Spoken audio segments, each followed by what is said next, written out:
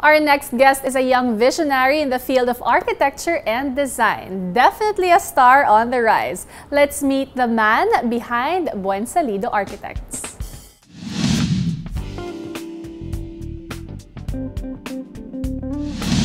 The current state of Philippine architecture is that I think it has no singular voice in such a way that there's too many thematic developments that don't really speak the culture of the Philippines. And I think one of the reasons that this is so is because of the top-down development, wherein profit is always the first priority when you come up with real estate developments. If you go to, let's say, Japan or Bali or Spain, all of the buildings there, all of the towns and the urban fabric that you experience as a visitor, they all sort of speak a singular language that express the sentiments of the place.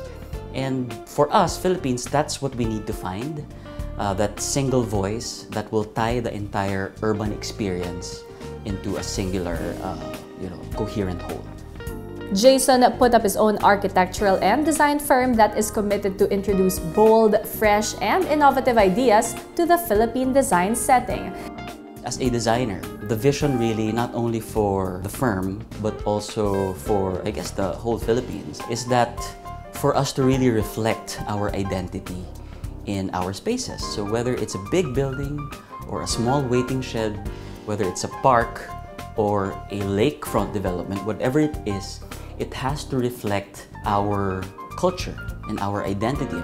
And we have this, basically. If you look at other design industries like furniture, graphic design, product development, all of these industries are starting to speak who we are or reflect who we are. Architecture should also progress as well. So when you talk about Filipino architecture, gone are the days that it should look literally like a bahay kubo, when in reality there are other metaphysical aspects of who we are as a people, like optimism, festivity, positivity. So it's time to move or push architecture forward and make it more progressive. Jason pushes his proposition further by fully embracing the need for green design. We believe that green design is a standard. You have to think about the future generations, and that's why when you design anything, you have to make sure that you're responsible in consuming energy. Another important element in his design philosophy is the need to position the Philippines on the international map. We have to stop encouraging all of these themed developments, let's say a Greek development, and put it in tropical soil. Because what this does is it just simply promotes a certain level of colonial mentality.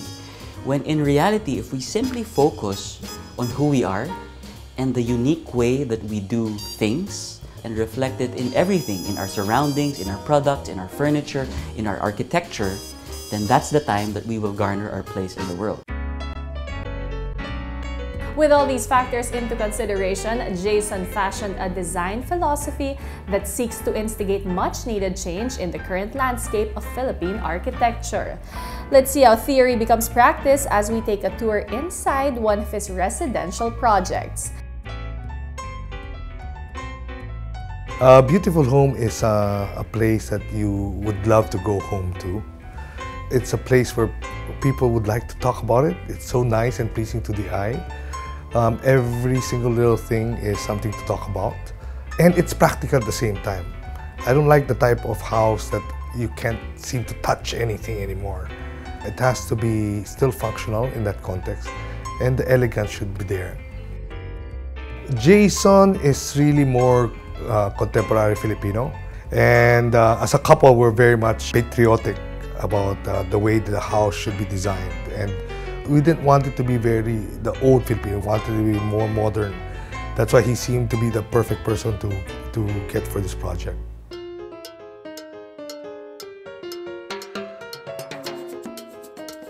This home is a renovation project. The house has been around for a long time.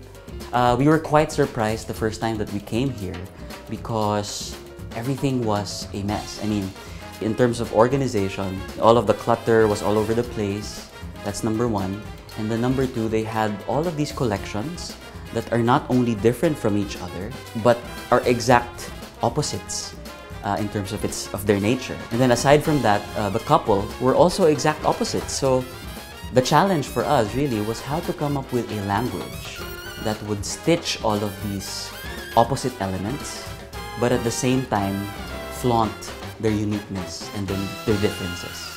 As a staunch advocate of green design, Jason did a lot of repurposing and upcycling in this project. We saw that it was the traditional Nara parquet flooring, and most architects would itch to change it because it's simply not the trend.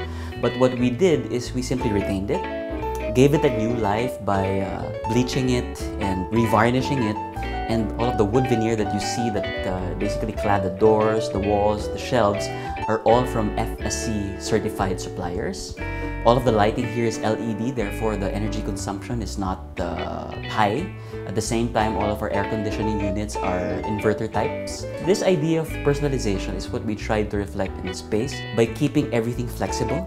So there are no fixed sort of furniture pieces. We allow them to personalize their experience of the different spaces in their house. So in a way, they don't adapt to the new space, it's the space that adapts to them, which I believe design and architecture should be. With all these design elements and principles combined, Jason Buensalido shows us how he is redefining Filipino architecture one project at a time.